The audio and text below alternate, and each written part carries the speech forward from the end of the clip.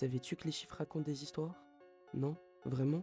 Alors laisse-moi t'en montrer quelques-unes cachées derrière ces problèmes de mathématiques. Aujourd'hui, je vais te parler de la beauté des maths, ainsi que leurs quelques traits philosophiques à travers ces trois problèmes que je vais te présenter. Moi, si tu me connais pas, c'est Poussinet, un poussin qui aime beaucoup l'animation et Minecraft, mais aussi parler de ce genre de sujets intéressants. C'est normal si tu me connais pas, c'est ma première vidéo, alors profite bien.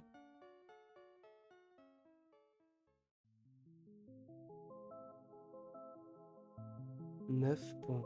C'est exactement ce que tu vois à l'écran.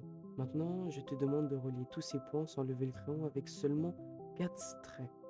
Pas 5, ou bien 4. Je te donne la réponse, il fallait faire comme ça. Là où certains verront juste un problème de maths un peu sournois, moi j'y vois autre chose. Moi j'y vois une leçon de vie. Dis-moi, est-ce que à un seul moment je t'ai interdit de sortir du carré? Non? Pourtant, tu n'y as même pas pensé, non? C'était instinctif. Alors, maintenant que tu as compris ça, ce n'est plus un problème de maths qui est là que pour être résolu, mais aussi un problème de maths qui est là pour être compris. À partir de là, franchement, tu peux le comprendre de quelque manière que tu veux. Chacun peut lui donner son propre avis, mais pour ma part, j'en ai un propre à moi. C'est celui de penser en dehors du cadre. Il faut savoir changer de point de vue si on veut régler certains problèmes. Un simple carré de points, mais pourtant il nous oblige à penser différemment. Croyez-moi, les chiffres peuvent aller bien loin parfois. Prenons pi, ce chiffre à la caractéristique infinie. Vu qu'il est infini, pi contient littéralement toutes les informations du monde. Le numéro de ton téléphone, le mot de passe de ta carte bleue, ta date d'anniversaire. Mais là où certains se diront, tranquille, ça s'arrête qu'aux chiffres, bah non. Si tu donnes une couleur à chaque combinaison de chiffres, certes au début il y aura une bouille de pixels, mais au bout d'un moment il y aura obligatoirement un moment où il y aura une vraie image. Ça peut être une photo de famille, un souvenir, tout ce que tu peux imaginer, que ce soit faux ou vrai. Si pi nous montre l'infini via les chiffres, alors via les lettres il y a la bibliothèque de Babel. La bibliothèque de Babel est le problème le plus intéressant de la vidéo, alors écoutez bien. Le contexte est simple. Puis dans une immense bibliothèque, il y a 5 étagères par pièce, 32 livres par étagère, 410 pages par livre, 40 lignes par page et enfin 80 caractères par ligne. C'est long mais au moins tu as le contexte. Il faut aussi savoir que dans ces livres, les lettres y sont totalement aléatoires et le nombre de pièces est indéterminé, soit infini.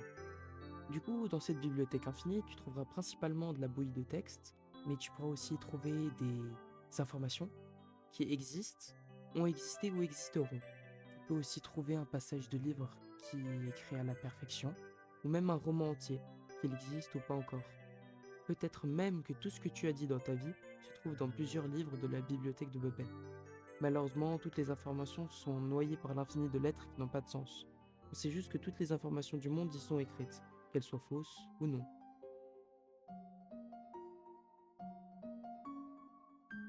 Des 9 points qui nous apprennent à sortir du cadre, à pi qui renferme l'infini de l'univers, jusqu'à la bibliothèque de Babel où tous les possibles existent. Une chose est sûre, les chiffres et les lettres ne sont jamais que des symboles. Ils nous racontent des histoires, nous font rêver et nous poussent à voir le monde autrement. Parfois, il suffit juste de savoir où regarder pour voir la beauté des maths.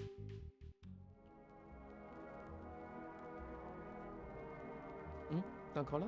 Ça tombe bien, je devais te dire deux trois trucs avant que tu partes. Déjà, pour commencer, c'est ma première vidéo, du coup, j'espère que t'as kiffé. Mets un like, abonne-toi, enfin, fais ce que tu veux. Deuxième truc, c'est que vous avez dû remarquer que je m'appelle Poussinet et que mon avatar c'est pas un poussin, c'est normal. C'est que le temps pressait un peu pour sortir cette vidéo, j'ai préféré faire un mini avatar, de quoi l'utiliser juste pour une vidéo. Euh, L'avatar arrive, vous inquiétez pas. Sinon, je remercie de m'avoir aidé. J'espère que la vidéo vous aura plu. Passez une bonne soirée et ciao.